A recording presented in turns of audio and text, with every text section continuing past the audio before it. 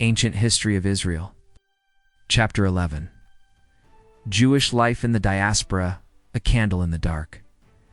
In the winding alleyways of medieval Toledo, dusk fell against whitewashed walls. From behind a modest shutter, a faint glow broke through. Inside, a family gathered around a wooden table. Father's voice rose, citing blessings over bread and wine, ancient words that had traveled across centuries and continents. His children leaned closer, their faces lit by the flickering Sabbath candles. Outside, church bells tolled vespers. Market stalls closed for the night, but within those narrow walls, time itself seemed to collapse. Exiled centuries earlier from Jerusalem, scattered by Rome's legions, the Jews of Spain carried forward a story that stretched back to Sinai. And this same story was alive elsewhere too. In Cairo, where scholars pored over manuscripts in the Genessa of the Ben Ezra synagogue. In Fez, where Jewish traders in brightly dyed robes sold silks and spices to caravans bound for sub-Saharan Africa. In Mainz, where families huddled in prayer behind thick stone walls, as rumors of crusading mobs drew near. Wherever they settled, Jewish communities carried with them a fragile but unbreakable inheritance. Torah scrolls, the rhythm of Sabbath, the covenantal memory of a land lost but never forgotten. This was Jewish life in the diaspora, precarious and enduring, scarred by persecution, but illuminated by astonishing creativity. To trace this life is to wander across continents and centuries, from bustling ports of the Mediterranean to frozen ghettos of northern Europe, from the courts of Muslim sultans to the palaces of Christian kings. It is not just a story of survival. It is a story of shaping societies that often sought to exclude them. This is Chapter 11. Jewish Life in the Diaspora. The first scatterings, when the Second Temple in Jerusalem was destroyed by Rome in 70 CE. The Jewish people were forced into an unfamiliar role, a nation without a homeland. But exile did not begin in 70 CE. Even before that, Jewish communities had flourished abroad. In Alexandria, in Antioch, in Babylon. Scholars debated, merchants traded, families prayed. Yet Rome's conquest widened the scattering on an unprecedented scale. Veterans of Judea's wars were marched to Rome in chains, their labor immortalized on the Colosseum's arches. Others drifted east into the Persian Empire, where great academies like Sura and Pumbedita became the intellectual heart of rabbinic Judaism. In North Africa, Jewish soldiers who once served Rome settled in Carthage and Cyrenaica. Along the trade routes, they acted as cultural brokers, Semitic in language, Mediterranean in dress, faithful to a god unlike those of Rome or the fast-rising church. By late antiquity, Jewish traders were sailing along the coasts of Gaul and Iberia, founding communities in Narbonne, in Cordoba, in Seville. But the early diaspora was never only about exile, it was about adaptation. In Babylon, sages compiled the monumental Talmud, a compendium of law, story, and moral inquiry that would guide Jewish life for centuries. In Egypt, Jews translated their scriptures into Greek, making the Hebrew Bible accessible to the Hellenistic world. And everywhere, synagogues arose, not replicas of the lost temple, but centers of identity and community, places where scripture was read, charity distributed, and disputes resolved. The walls of Jerusalem were gone, but the heartbeat of Jewish life endured. Between Crescent and Cross, by the 7th century, the Arab conquests reshaped the Jewish map. In a few decades, the caliphates stretched from Arabia to the gates of Spain.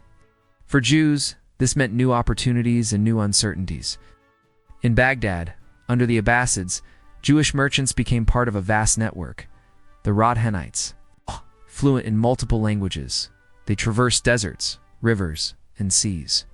They carried silk from China, spices from India, silver from Europe. And everywhere they went, they linked distant Jewish communities, stitching them together with news, letters, and trade. In Spain, under Muslim rule, Jewish life entered its golden age. Protected as people of the book, Jews were not equal to Muslims, but they enjoyed freedoms denied to them in Christian Europe. Cordoba became a jewel of Jewish culture. Philosophers like Moses ben Maimon, remembered as Maimonides, wrestled with questions of reason and revelation. Poets like Judah Halevi sang of both earthly love and the eternal longing for Zion. In Seville and Granada, Jewish viziers served in royal courts, wielding influence as financiers, diplomats, and physicians. This was a world where Jewish voices joined in one of the most sophisticated civilizations of the Middle Ages, shaping science, medicine, poetry, and politics. But shadows lingered. Tolerance was fragile. The fate of entire communities often depended on the temperament of a ruler. A generous caliph could usher in prosperity. A fanatical emir could bring ruin. The Almohad dynasty of the 12th century shattered many Jewish hopes. They demanded conversion or exile. Communities fled. Families broke apart. Even Maimonides was driven from Cordoba, wandering across Morocco before finding refuge in Egypt, where fate placed him as court physician to Sultan Saladin himself. Even in moments of brilliance, exile's shadow never disappeared. The long shadow of Christendom across the Alps and the Pyrenees, in Christian Europe, Jewish life took a harsher turn. Here Jews were both necessary and despised. To kings, they were valuable as sources of tax revenue. To peasants, they were indispensable as lenders. But to the church, they were marked as Christ killers, an eternal reminder of rejection. Barred from land and guilds, Jews often turned to money lending, not from greed, but because few other paths were open. This role, essential but resented, made them targets of hostility. Preachers thundered against usury, painting Jews as sinister figures. And then came the Crusades. In the 11th and 12th centuries, as armies marched eastward to liberate Jerusalem, mobs turned against their Jewish neighbors at home. In the Rhineland mines, Speyer, Worms, entire communities were massacred, families slaughtered, synagogues set ablaze. Men, women, and children chanting the Shema Yisrael as they faced death rather than forced baptism. Chroniclers described rivers of blood in the streets, smoke from burning scrolls rising into the sky. Those who survived retreated behind locked gates, thus emerged the ghettos, Venice, Frankfurt. Narrow alleys where Jews were confined at night, separated from Christian neighbors. But ghettos, though cages, became fortresses of memory. In cramped rooms, children traced Hebrew letters by candlelight. Rabbis argued late into the night over lines of Talmud. Families prepared Sabbath meals with what little they had. Then came the expulsions. England in 1290, France in 1306, Spain in 1492. Communities uprooted overnight, forced to abandon homes, shops, synagogues. The Spanish expulsion was especially devastating. For centuries, Iberian Jewry had flourished. Now, families who had sung in Hebrew and Arabic carried their songs into exile, in a new tongue, Ladino, a haunting blend of Hebrew and Castilian Spanish, a language of loss, but also of survival. Cultural and economic contributions, and yet, despite walls and expulsions, Jewish communities made contributions far beyond their size. In science and medicine, Jewish physicians were sought after in both Christian and Muslim courts. Their knowledge of texts, languages, and traditions made them invaluable. Maimonides' medical writings would shape European practice for centuries. In trade, Jewish merchants linked distant worlds. Pepper from India, wax from Russia, wool from England, they kept markets connected. In scholarship, Jews became transmitters of classical knowledge. In Toledo, they helped translate Arabic works on astronomy and philosophy into Latin, igniting sparks that would kindle Europe's Renaissance. In literature, Jewish poets wrote in Hebrew, Arabic, and local tongues. Their verses blended traditions, expressing both faith and longing. In mysticism, the Kabbalah emerged, especially in Spain. It envisioned divine emanations, cosmic repair, in a universe bound together in mystical harmony. These ideas would inspire generations far beyond the Jewish world. Even economically marginalized, Jews found resilience. Tailors in Fez, dyers in Venice, vintners in the Rhineland. Each trade became part of a survival strategy. Festivals, Passover, Yom Kippur, Sukkot, marked time, binding communities to memory. In exile, Jews became at once local and universal, rooted in towns and villages, yet tied by invisible threads to a people spread across oceans. The weight of persecution, but alongside creativity, lay horror. Blood libels spread across Europe. false accusations that Jews kidnapped Christian children for ritual sacrifice. Each rumor sparked terror, leading to massacres. The Black Death of the 14th century brought new catastrophe. As plague killed millions, Jews were blamed for poisoning wells. Entire communities were burned alive. Yet, even in despair, courage endured. Mothers whispered prayers into their children's ears before execution.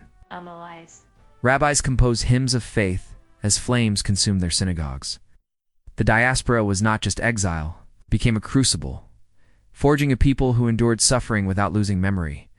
Analysis and insight: why did the Jews survive when so many other minorities vanished? Part of the answer lies in the nature of Judaism itself. Unlike faiths tied to a single sacred place, Judaism carried its holiness in portable form. Torah, Sabbath, prayer, ritual.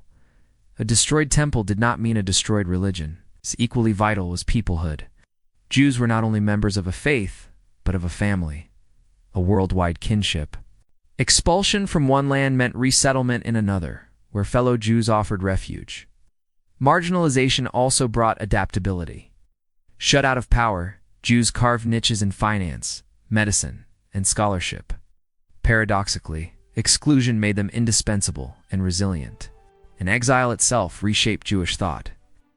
Mystics interpreted suffering as part of a cosmic drama. Philosophers grappled with reason and revelation. Political theologies of patience and endurance emerged. Exile was burden and inspiration at once. And so we return once more to that modest home in Toledo. The Sabbath meal is finished. A father leans back, telling his children stories of Abraham and Sarah, Moses and Miriam, of Jerusalem. Always Jerusalem. Outside, the city belongs to another faith, another empire. But inside, the covenant endures. This was Jewish life in the diaspora. It's not simply survival, but triumph of memory over oblivion. A story written not in palaces or battlefields, but in kitchens, in ghettos, in synagogues, in narrow streets lit by candles. It is the story of a people who could be scattered, despised, persecuted, yet who refused to vanish. And in refusing, they did more than endure. They enriched the civilizations around them. They carried wisdom across oceans. They transformed exile into resilience. The diaspora, in the end, was never just about loss. It was about endurance. It was about creativity. It was about survival and hope.